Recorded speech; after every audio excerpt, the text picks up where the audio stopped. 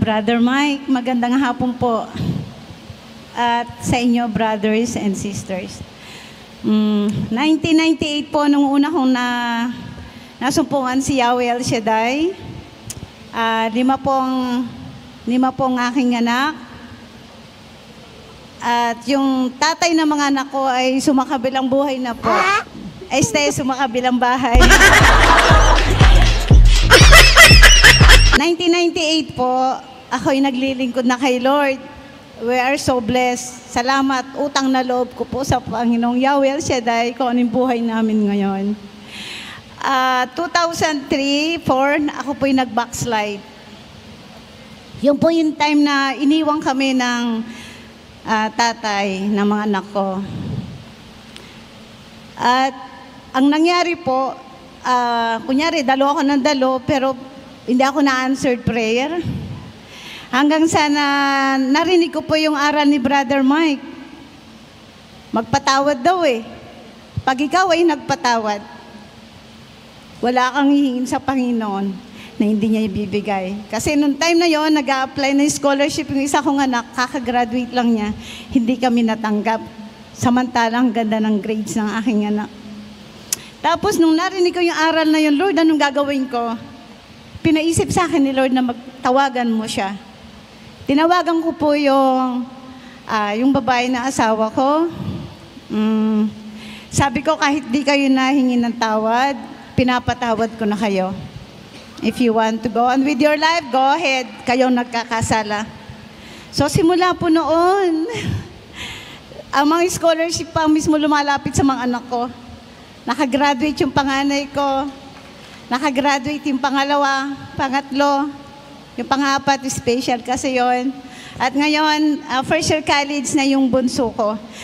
Alam niyo po, ang pinakamahalaga talaga pag ikaw ay nagpatawad, sunod-sunod ang blessings. Nakapag-aral ang mga anak ko na wala akong pera, hindi ako maasa sa mga kapatid ko o sa side ng daddy nila. Simula nung ako ay nagpatawad, sunod-sunod ang blessings. At ako po ay nakarating ng samantalang nung okay pa kami ng daddy niya, nag-apply ako 2 beses sa Norway, 2 beses din ako na-deny. Wala pa ako kay El Shaddai noon. At nung ako inakay Lord na, sabi ko, Lord, gumagaya lang po ako sa mga nagpapatotoo. Magpapatotoo ako, Lord. Mag-a-apply ulit ako sa Norway ng tourist. Na-approve po. Ako'y nakarating din na Norway. At salamat po, Brother Mike, dahil sa inyo. Siguro, kung hindi dahil sa salita ng Diyos, sa mga pangaral po ninyo, baka ako'y nabubuhay pa rin sa galit.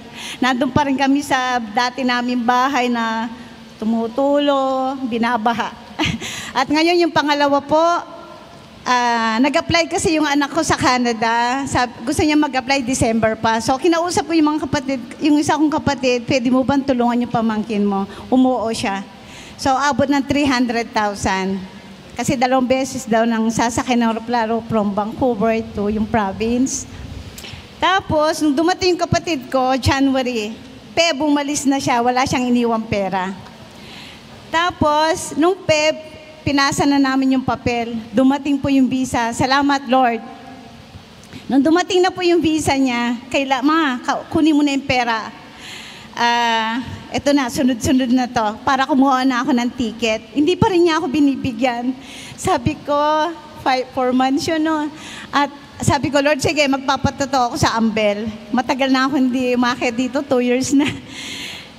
Pagka binigyan mo na ng pamasahingan ako, Lord, magpapatotoo ulit ako. At ngayon, sa June 25, alis ng ko, nakapag-book na po siya.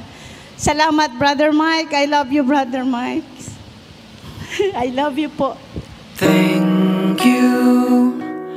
Thank you for your smile.